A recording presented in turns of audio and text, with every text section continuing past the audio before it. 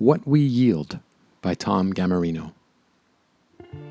When the king tides flooded Waikiki and box jellyfish floated along Kalakaua Avenue, I failed to understand that it had anything to do with me. But 2 years later, when the number of applicants to the private high school where I was principal had declined by nearly 50%, I began to feel the stings. I was struggling to replace that third of our faculty who, having seen the writing on the wall, had left these islands behind.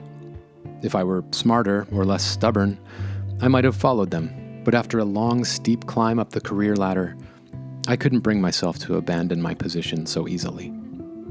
So we proceeded to weather a half-decade of more flooding, voracious hurricanes, ocean acidification and coral bleaching, plummeting real estate, an eviscerated tourist industry, widespread bankruptcy, and escalating crime, before our board of trustees, all living abroad now, shuttered our school indefinitely.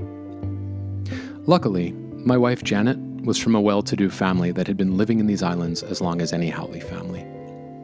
Pride in my self-reliance had always prohibited me from wanting any piece of their coffee fortune, but now that we faced genuine existential risk, some of my core values were turning out to be negotiable. That June, on a day that happened to be the hottest on record in the entire history of Oahu's weather records, we locked up the house in the lush Manoa Valley that at well over $1 million was supposed to be the biggest investment I ever made. The latest assessment put it at $110,000. And we flew to the Big Island to move into a 2-bedroom bungalow and learn to farm. For exactly 8 months, we got to believe we were going to live out our lives insulated from the tragedy that was playing out in the rest of the world. Manhattan was underwater, to say nothing of the Maldives and Bangladesh. California was perpetually on fire. Earlier summers had been favorable to tick populations, and Lyme disease was reaching epidemic proportions on the East Coast. Latin America was a gigantic dust bowl, and border skirmishes were in the news daily. Only China seemed to be doing relatively okay because, aside from having led the world in switching to renewables in the 20s, they had sufficient land to accommodate massive internal migration. Mind you, this was just the humans. Other species suffered genocides by the hour.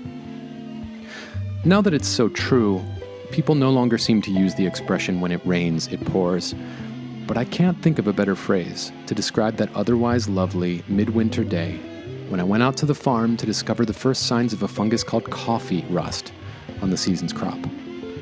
2 hours later, Janet came home from the doctor's office where she'd gone to complain of a persistent cough, to announce with admirable equanimity that she'd been diagnosed with one of the new mosquito-borne viruses for which there was as yet no vaccine. Science's best guess was that the virus had been locked up in permafrost somewhere for millions of years. But as with all the rest of this Pandora's box of a world, human activity had set it free. He predicted liver failure within 6 months, and that was with dialysis. So each day now, I tend to Janet and work with her younger brother to establish our crop higher up the mountain. It's slow, tedious work. We walk the rows in our farmers' hats, hand-picking the mature berries and throwing away the rusty ones. Then we take them inside and roast, package, and ship them. Our premium Arabica orders come mostly from Toronto, which has been the center of the banking world since Wall Street went under.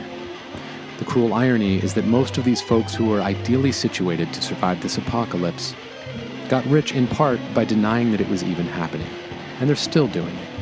No one can in good faith pretend that Miami or honey or hope still exist, but they can keep on insisting that humans had nothing to do with it. Denialism might as well be the wealthy set's religion now, long since having eclipsed Christianity. Meanwhile, Janet feels like there's an anvil on her chest. It so happens we have in our backyard a silver-leaf cotton Easter tree. The berries look not unlike coffee berries, and I know from watching my neighbor's dog have a seizure that they're poisonous. I doubt the poison survives roasting and brewing, but whenever the big accounts come through, I make sure to throw in a few of these berries for good measure. I'm under no illusions that there will be any heroes in this story, but we do what we can.